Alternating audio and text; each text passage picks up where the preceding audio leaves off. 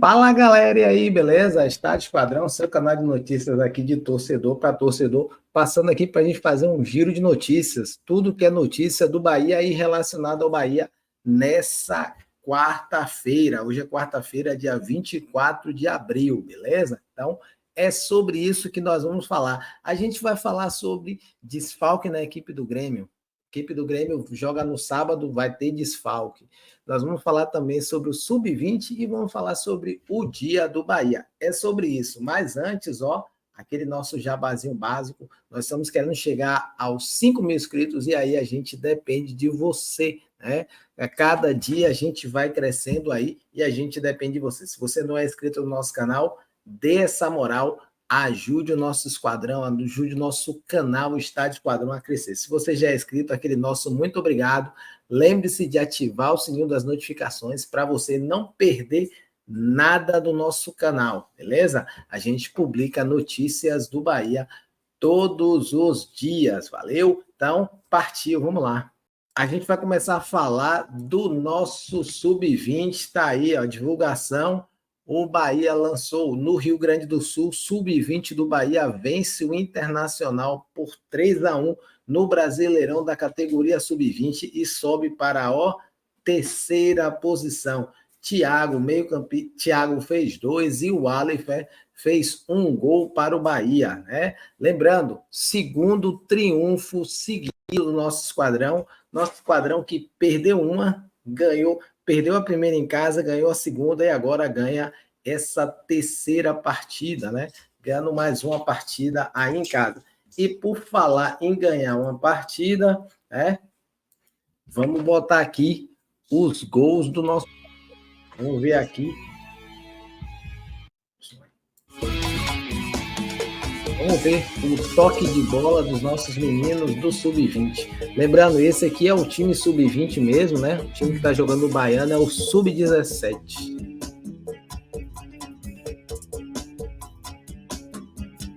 Muito bom toque de bola, né?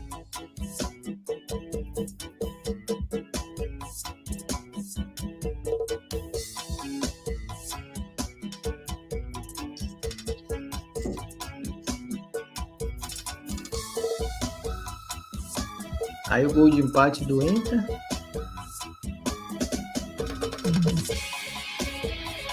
Segundo tempo, Bahia vai lá, né? Contra-ataque. Mais um gol do Bahia de contra-ataque aí. Bahia 2, Inter 1. Bahia colocando mais uma virada em cima do Inter, né?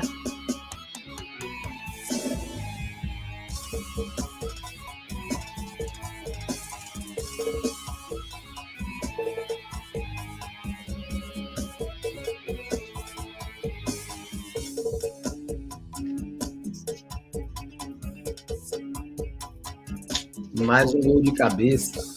Bahia 3, Internacional 1.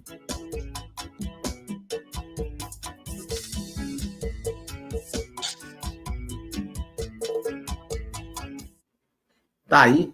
Estão aí. Então, lembrando, o Bahia tem 9 pontos em 12 disputados e agora o Bahia está na terceira colocação. Na próxima rodada, no dia 1º de maio, quarta-feira, às 16 horas, o Bahia vai a Bragança Paulista e dessa vez joga contra a equipe do Red Bull Bragantino. Valeu? Então, nossos pivetes de aço aí na terceira posição com 9 pontos, 3 triunfos. Valeu? Vamos nessa. Vamos dar sequência aqui, né? Dar sequência ao nosso giro de notícias. Nosso giro de notícias agora, nós vamos falar do jogo, vamos falar do Grêmio, né? Vamos falar da equipe do Grêmio aí, que é o próximo adversário do Bahia. Jogar na tela aqui algumas imagens do Grêmio. A equipe do Grêmio voltou a treinar no dia de hoje, né? Jogou na terça-feira pela Copa Libertadores e já treinou hoje na quarta-feira. Voltou em voo fretado, então na quarta-feira já treinou. Aí o Grêmio liberou o seguinte: o grupo de atletas do Tricolor voltou aos trabalhos no centro de treinamento. Está aqui a informação, vocês viram as imagens, agora a informação. Voltou aos trabalhos no centro de treinamento Luiz de Carvalho na tarde dessa quarta-feira. Então o Grêmio também treina na quarta-feira, né? após a delegação gremista chegou no início da tarde, os trabalhos com foco no Bahia já começaram. Os atletas que não atuou na maior parte do duelo, na noite passada, foi para um treino coletivo com a participação do volante recentemente anunciado, o Edenilson, né? Além de atletas das categorias de base. E aí os goleiros e o Kaique e o Rafael Cabral, que é o reforço, né? Fizeram trabalhos específicos aí com o preparador de goleiros. Então, aqui a notícia para a gente: o centroavante Diego Costa, o lateral esquerdo, o Reinaldo e o atacante Jonathan Robert realizaram trabalho de transição e correram em torno do gramado. O elenco volta a treinar na tarde dessa quinta-feira e embarca à noite em voo fretado para Salvador. Então, a equipe do Grêmio já deve treinar na sexta-feira em Salvador. Provavelmente vai treinar na sexta-feira ou no Barradão ou no Pituaçu, né? Mas tá aí, time do Grêmio que jogou, venceu na terça-feira, venceu pela Copa Libertadores o Estudiantes na cidade de La Plata, beleza?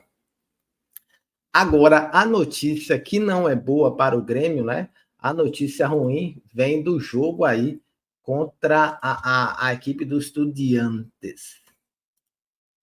A notícia é essa aqui, ó. Vamos jogar aí, vamos soltar na tela. Tá aí, comunicado oficial do Grêmio, ó.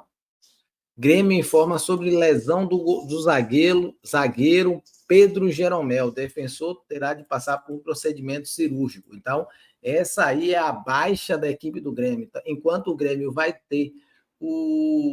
pode ter o atacante Edenilson, que era do Internacional, ele tem essa baixa aqui, ó, o zagueiro Pedro Jeromel, tá? Então, tá aqui a notícia. O Departamento de Ciência, Saúde e Performance do Grêmio informa que o zagueiro Pedro Jeromel foi submetido a exame de imagem e teve constatada fratura da diáfise da una esquerda, né? Jeromel terá que passar por cirurgia para a fixação da fratura. O procedimento será realizado na próxima sexta-feira por cirurgião especialista do Hospital Moinhos de Vento, com supervisão de um médico do clube. Ou seja, Jeromel é baixa e não joga contra o nosso Bahia. Valeu? Pronto, falamos aqui, né? Já falamos do Grêmio, agora vamos falar do nosso Bahia. O time do Bahia fez o primeiro treino na terça-feira, né? Bahia teve folga na segunda, nós passamos aí, folga do Bahia na segunda. Na terça-feira, o Bahia treinou. Terça-feira, o Bahia foi a campo.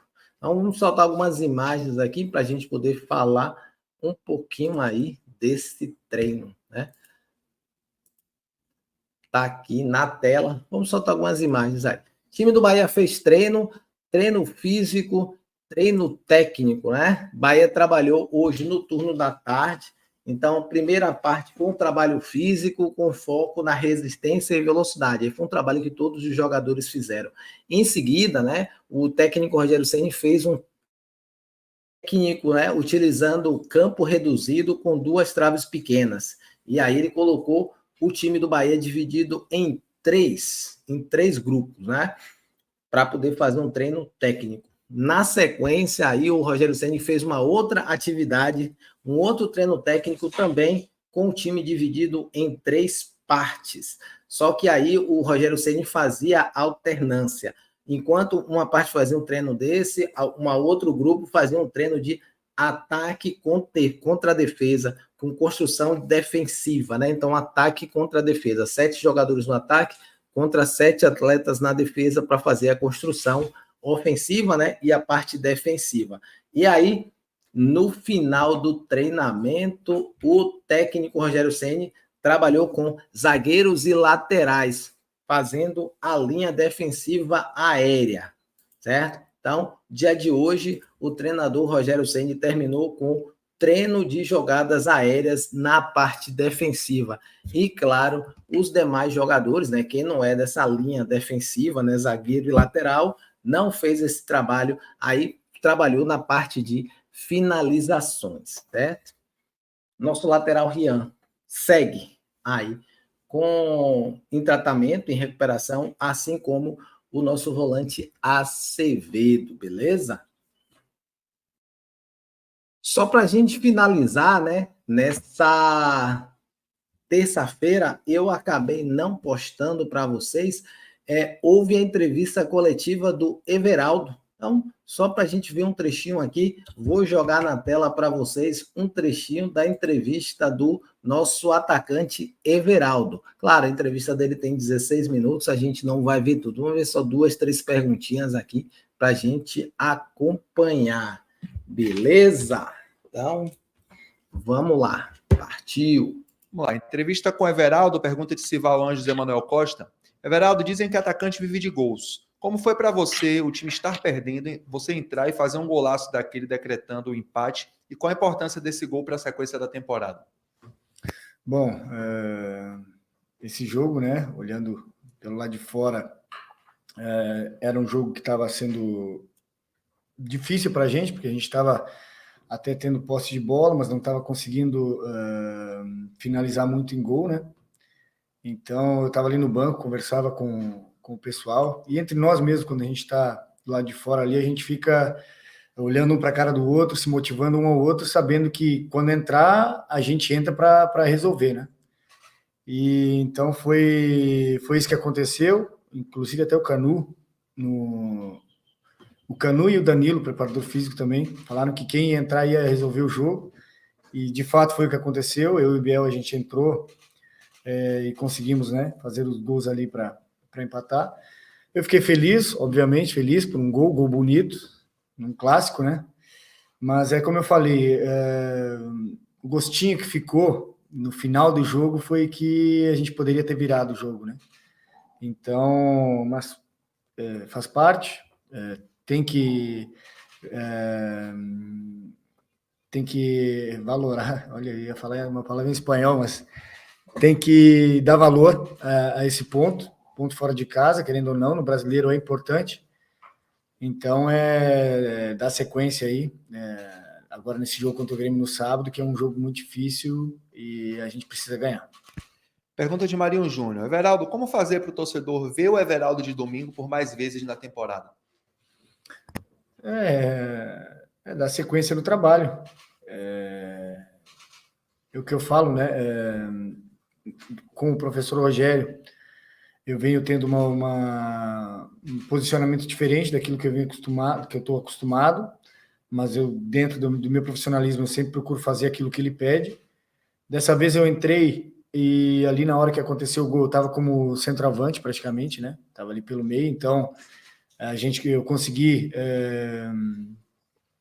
usar os espaços que o Vitória estava dando, e tanto que o primeiro gol também foi numa bola que eu recebi entre linhas do Juba, consegui finalizar, e aí o Tassiano, na sequência, pegou o rebote, né? E aí aconteceu o lance do gol do Biel.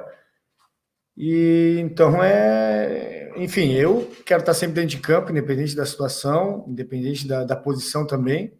Meu propósito é sempre ajudar. Agora, em relação a fazer gols, óbvio, do centroavante, quanto mais perto do gol, melhor. Tá aí, né? A entrevista aí do Everaldo. Importante ele falar, o time merecia e precisava realmente desse empate, né? Pelo menos desse ponto contra a equipe do Vitória.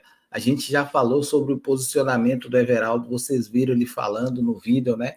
O Everaldo vem treinando e vem jogando numa posição que não é muito a dele, então ele segue aprendendo. A gente segue criticando, a gente segue falando se ele fizer certo ou se ele fizer errado, mas a gente vê uma evolução. E aí a pergunta do Marinho Júnior, né? Se a gente vai conseguir ver mais do Everaldo, mais desse Everaldo aí que jogou, Everaldo que chutou um gol, chutou uma bola para fazer gol e que deu aquele tirambaço ali, né?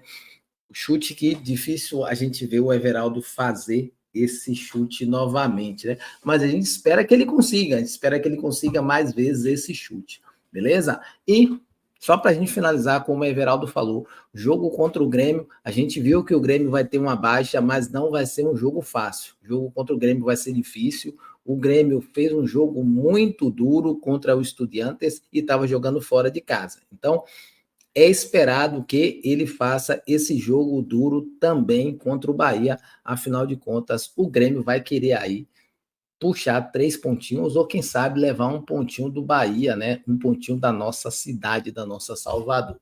Valeu? Estádio Esquadrão, a gente fica por aqui. Lembrando, o Bahia volta a treinar nessa quinta-feira às 15 horas. Valeu?